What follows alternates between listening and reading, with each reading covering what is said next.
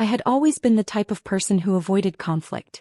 I'd rather swallow my frustration than cause a scene. But Chris had pushed me to the edge.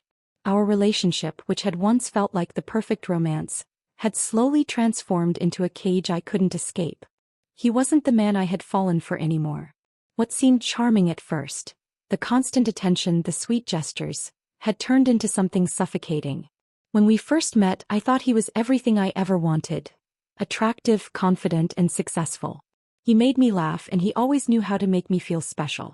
At first, the little things, the way he checked in with me, the way he always wanted to know what I was doing, felt like caring. But as time passed, it became clear that it wasn't care at all. It was control. At first, I overlooked it. I didn't want to seem like I was overreacting. The subtle questions about where I was going, who I was with, and who I was talking to didn't seem like a problem. In fact, I thought it was sweet that he cared so much. But soon, his need to know everything about me began to feel oppressive.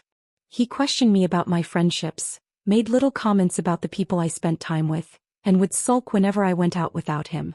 It wasn't just that, though. He would make decisions for us without consulting me, from what we did on weekends to what we ate for dinner. If I disagreed with him, he'd dismiss my feelings or call me too complicated. I began to feel like I was walking on eggshells, always trying to please him, never feeling like I had a voice in the relationship. But the final straw came when I discovered that Chris had been lying to me. We'd been dating for almost a year, and I thought we had built a foundation of trust. That was until I found out that, while he claimed to be working late one weekend, he had actually been spending time with his ex. I didn't find out by accident. I had been out with some friends, and one of them casually mentioned seeing him with her. At first, I didn't want to believe it. Maybe it was a misunderstanding? But when I confronted him about it, he didn't even apologize. Instead, he brushed it off, telling me I was being paranoid. "Come on, Emma. You're overreacting," Chris said when I asked him about it. "She's just an old friend. We were just talking." The way he said it so casually, like it was no big deal, made my blood boil. He didn't even have the decency to be honest with me. I wasn't stupid. I knew there was more to it. But I couldn't ignore the gut feeling I had. The betrayal stung, and it was the final reminder that I wasn't in a healthy relationship. I had reached my limit. I couldn't keep living like this. I wasn't going to let him dictate my every move or make me feel small anymore. So I made the decision. I was going to break up with him. That evening, I asked him to meet me at my apartment. I had no idea how he would react, but I was determined to make it clear that this was it. When he arrived, I could tell he was already on edge. He probably knew something was coming. I had been distant for days, avoiding his calls and making excuses to not see him. He walked in with his usual cocky smile, but it didn't reach his eyes. "Hey babe," he said, his voice soft but laced with uncertainty. "Chris, we need to talk," I said, my voice firm but calm. I had rehearsed this in my mind so many times, but now that it was happening, it felt surreal. "What's going on?" He raised an eyebrow, his smile faltering. "I think you know what's going on," I said. "I can't do this anymore. I'm done."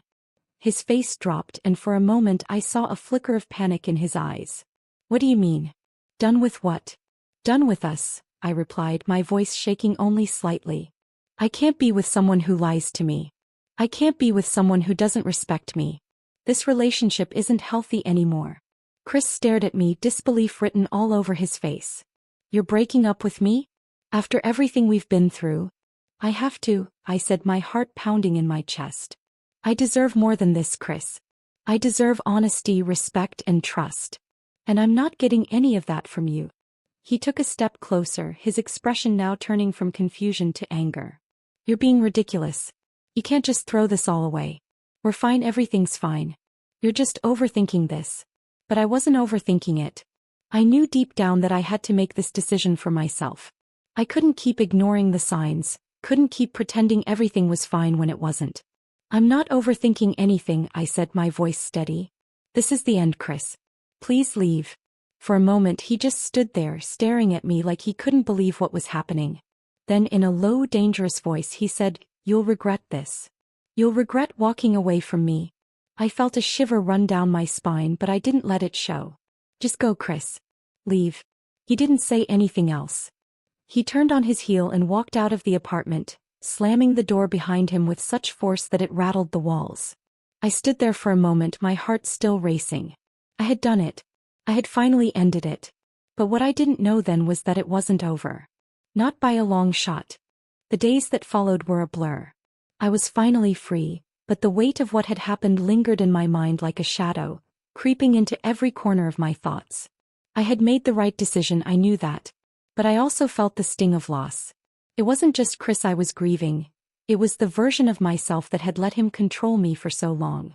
The person I had been when I was with him was someone I barely recognized.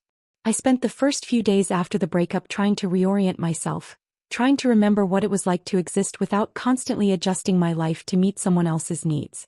I had been so wrapped up in Chris and his drama that I had forgotten what it was like to just be me.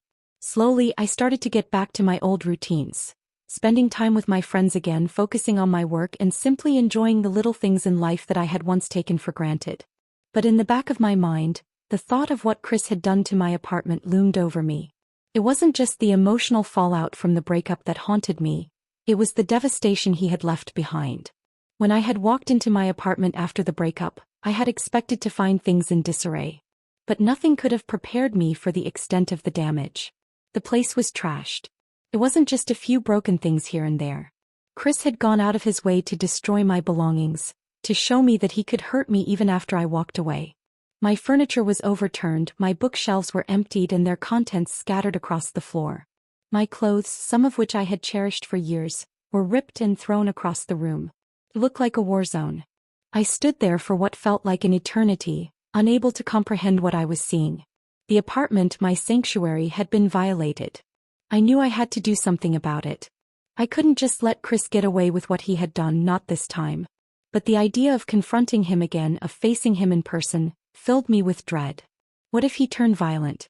What if he denied everything and tried to turn it around on me, make me look like the crazy one? He was good at that, twisting things to suit his narrative. But as the days passed, the anger within me grew. I couldn't let him off the hook. I had already dealt with his manipulation and lies for far too long. This time I was going to make him face the consequences. I started by taking photos of everything. Every broken lamp, every torn piece of clothing, every shattered frame. I documented it all, making sure to get multiple angles, capturing the scale of the destruction. I wasn't about to let him walk away from this without paying for what he had done. The next step was even harder. I contacted the police. I wasn't sure what the legal ramifications were, but I knew that this wasn't just a petty dispute. Chris had vandalized my property and I wasn't going to sit back and let him get away with it. The officer who came to my apartment took one look at the damage and immediately understood the gravity of the situation. He asked me for all the photos I had taken and made a report, assuring me that they would begin an investigation. "I'll be honest with you, ma'am," the officer said as he looked over the damage. "This isn't just a case of a broken relationship. This is vandalism. If we can track him down, he could face serious charges." I nodded, my stomach churning. Part of me wanted to let it go, to just move on and forget about everything that had happened between Chris and me. But the other part of me knew I couldn't. I couldn't let him get away with destroying my life like this. I had to stand up for myself.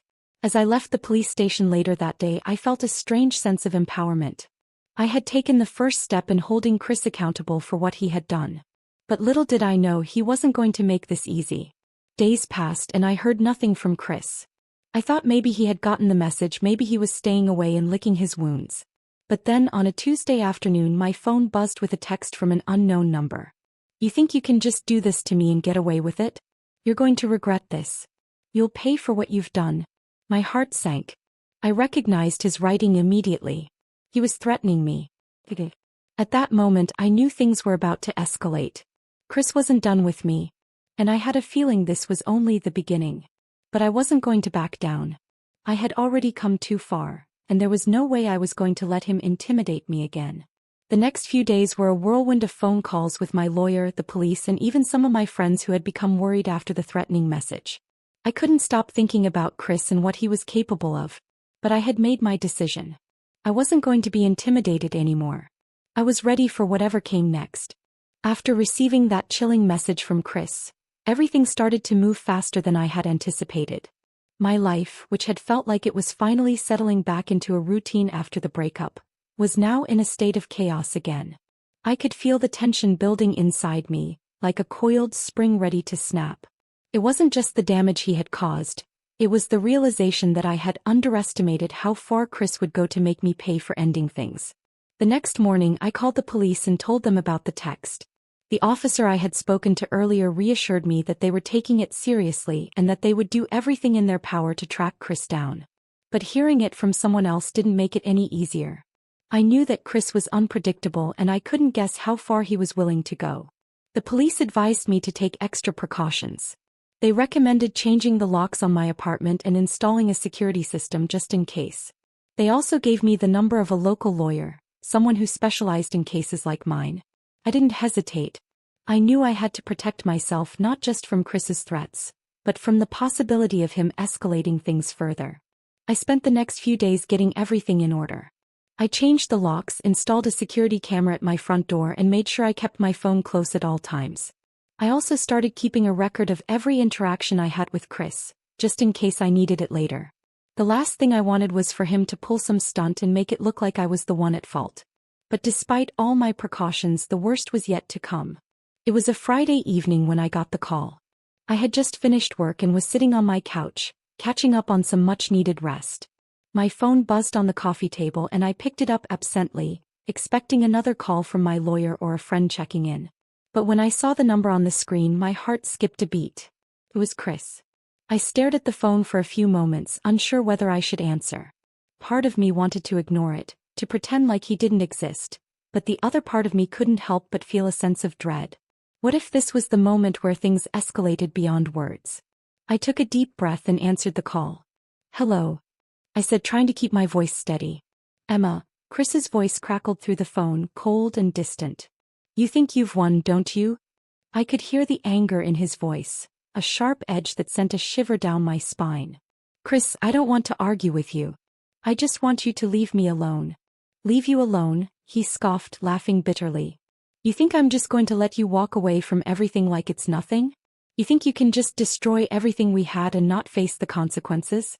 You really don't know who you're dealing with, do you?" I felt a wave of nausea wash over me.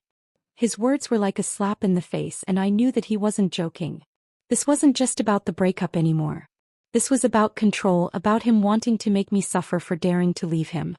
"I've already been to the police, Chris," I said, trying to keep my voice calm despite the pounding in my chest. "If you keep threatening me, they'll find you. This isn't a game. You can't keep doing this." His silence on the other end of the line was deafening. I could almost hear him weighing his options, deciding what to say next. And when he finally spoke, his tone had shifted, softer but laced with venom. "You really think you're going to get away with this?" he said, his voice low. "You think you're the only one who can play the victim here? You're going to regret this, Emma. You'll see." Then without another word he hung up. I sat there in shock, my mind racing. Chris wasn't going to stop. He didn't care about the law. He didn't care about anything but getting revenge for what he saw as a betrayal. I knew at that moment that this wasn't just about getting money for the damages he had caused in my apartment. It was about breaking me, about making me feel powerless and afraid. And I couldn't let him win. The phone call had left me shaken, but I knew I had to do more than just sit here and wait for him to make his next move. I needed to take control of the situation before it got worse. I called my lawyer and explained what had just happened. After hearing the full story, she advised me to file a restraining order against Chris. She explained that, given his threats and the damage he had already caused, I had a strong case. I didn't hesitate. I knew it was time to take action. The next morning I went to the courthouse and filed for the restraining order. The process was straightforward, but emotionally it felt like a huge step. I was officially taking legal action against Chris, and there was no turning back now. As I left the courthouse with the restraining order in hand, I felt a strange sense of relief. It wasn't over yet, and I knew that Chris wasn't going to back down easily. But I had taken control. I had made it clear that I wasn't going to let him destroy my life any more than he already had. But little did I know, Chris wasn't done with me. Not by a long shot. After filing the restraining order, I had a fragile sense of peace. It was more than just a piece of paper. It was a statement that I wasn't going to let Chris manipulate me anymore, that I was done being his victim. But I knew the calm was just temporary. I couldn't let my guard down. Not with Chris. For the next few weeks I kept my routine as normal as possible, though I was constantly looking over my shoulder, always aware of my surroundings. The feeling of paranoia lingered. Every car that passed by my apartment seemed too slow, too deliberate. Every knock on the door made my heart race, though it was never Chris. Still, I couldn't shake the feeling that something was coming. It was a Sunday afternoon when I got the call. I had been relaxing, reading a book in the corner of my couch. The phone buzzed and I glanced at it. No number attached, just an unknown caller. I hesitated before answering. Hello. There was a long pause on the other end of the line. Then, in a voice I could barely recognize, Chris spoke. It's over, Emma, he said, his tone cold. You've made your choice. I'm done with you. I froze, confused. What are you talking about? I'm done with the games. You filed that restraining order thinking it would protect you.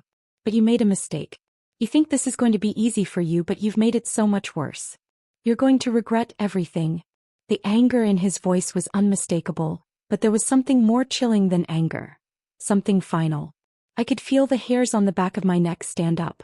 Chris, I said, my voice quivering slightly, please don't do this. You need help. This isn't the way to handle this. A laugh, hollow and cruel, came from the other side. You don't get it, do you? I'm not the one who needs help. You're the one who messed everything up. You think you can just throw me away like a piece of trash? You think you can just walk away and have your life be normal again?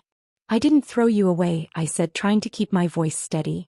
I just wanted to end a toxic relationship. I wanted to be free. His voice softened, but it was like listening to a snake hissing in the grass. You don't get to walk away from me. You don't get to just undo everything we had.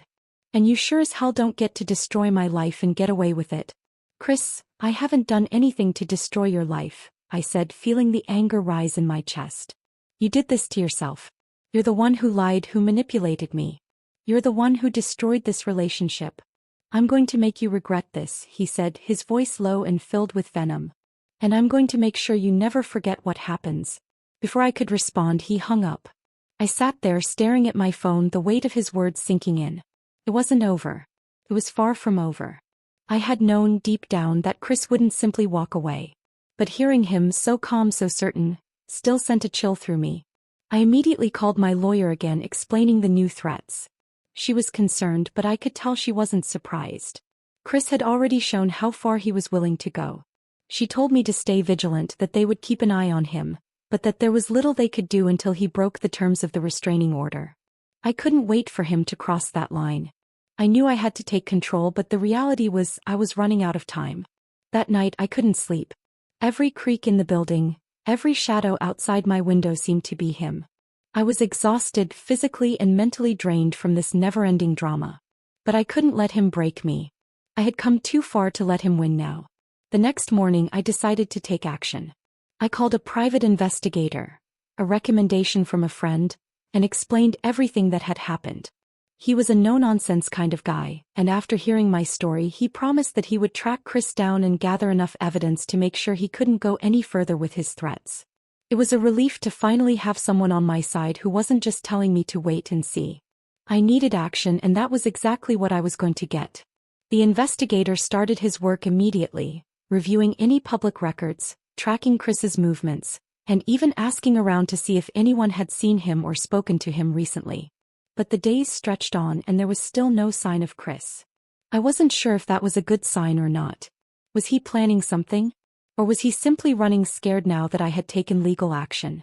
One evening, nearly a week after the phone call, I was sitting at my kitchen table when I got an email. I opened it without much thought, but when I saw the subject line, my heart stopped. Chris found. The evidence. The email contained a series of photos, snapshots of Chris in various places around town. The investigator had been busy, and he had not only located Chris but also caught him on camera. At a bar meeting with a group of people, his demeanor calm and collected. Nothing about the images screamed aggression or danger, but the fact that Chris had been tracked and caught made me feel a little safer. The investigator's message was clear. I've got enough to keep him in check. If he makes any more moves, we'll have him. For the first time in a long while, I felt a small sense of relief. But I also knew that this wasn't the end. Not yet. I had come this far and I wasn't going to back down.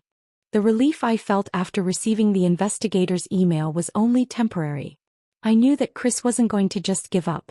Despite the evidence, despite everything I had done to protect myself, there was a gnawing feeling in my gut that told me this wasn't the end. Chris was relentless and I couldn't afford to let my guard down. I kept the private investigator on retainer just in case. I also made sure to keep a close eye on everything. My social media, my phone, my emails. I wanted to make sure that I wasn't giving him any opportunity to strike again. Every time I stepped outside, I was hyper-aware of my surroundings. It wasn't just about the physical danger anymore. It was about making sure Chris didn't find a way to hurt me emotionally again. A few weeks passed with no word from him. The silence was almost unsettling. I knew he was out there waiting for something, but I couldn't figure out what. He wasn't the type to disappear for long. I expected him to make a move, to do something that would force me to confront him again. And then the call came. It was from my landlord and I didn't think much of it at first. I had been paying my rent on time, keeping the apartment in good condition. Everything was fine on that front. But when I picked up the phone, I could hear the tension in the landlord's voice. "Emma, I need to talk to you about something," he said, his tone serious. "Of course. What's going on?" I asked, trying to keep my voice steady, though I already felt a sense of dread creeping in. "I'm afraid there's been some damage to your apartment," he said. Someone who shouldn't have been there, got inside last night. I don't know how they managed to get in, but it looks like they forced their way through the front door." My heart sank. What kind of damage are we talking about? Mostly things being overturned, nothing too extreme. But there's some property missing. And there's a note. A note? My mind raced. I knew exactly who this was. Could only be one person. "Can you describe the note?" I asked, my voice barely a whisper. The landlord paused for a moment and then, as though bracing himself for the impact, he said, "It said, 'You've made a big mistake. I'm going to make you pay.'" My blood ran cold. It was Chris. He had somehow managed to get into my apartment, to break in while I wasn't home. I had been so careful, so vigilant. How had he slipped through my defenses? "I'm going to file a police report," the landlord continued. "But I wanted to let you know as soon as possible." I thanked him and hung up the phone, my mind spinning. This was it. This was the breaking point. Chris had crossed the line. He had gone too far. And I wasn't going to let him get away with it. I immediately called the police, explaining the situation. The officer who answered told me they would send someone over to investigate and that I should make sure to document any damage or stolen items. But I was already one step ahead. Everything was documented, from the broken door to the missing items and, of course, the note. The police arrived soon after, and after assessing the scene, they confirmed my suspicion. Chris had been inside. There were traces of his presence. Fingerprints on the broken door and other items that had been disturbed. It was clear that he had been there, and now it was a matter of proving it. With the police report filed and the evidence in hand, I felt a sense of finality. This time Chris couldn't deny what he had done. This time he would be held accountable. But it wasn't just about the legal consequences anymore. It wasn't just about the restraining order or the damage to my apartment. It was about making sure Chris paid for everything he had done. He had destroyed my peace of mind. He had broken into my home, violated my privacy, and threatened me at every turn. I wasn't going to let him walk away from this. I decided to pursue a civil lawsuit. I knew it was going to be a long, difficult process, but I was determined to make him pay for every penny of the damage he had caused. I wasn't just seeking monetary compensation. I wanted to make sure Chris understood that his actions had consequences. He couldn't just destroy my life and walk away without facing the truth. The lawsuit process was grueling. It took months of gathering evidence, filing paperwork, and attending hearings. There were moments when I doubted myself, when I wondered if it was all worth it. But every time I thought about giving up, I remembered the mess he had left behind, the fear he had instilled in me, and the promise I had made to myself to never let him control my life again. Finally, after what felt like an eternity, the court date arrived. I stood in that courtroom facing Chris for the first time since everything had gone down, and it was clear that he wasn't the same confident man I had once known. He looked different, disheveled, defeated.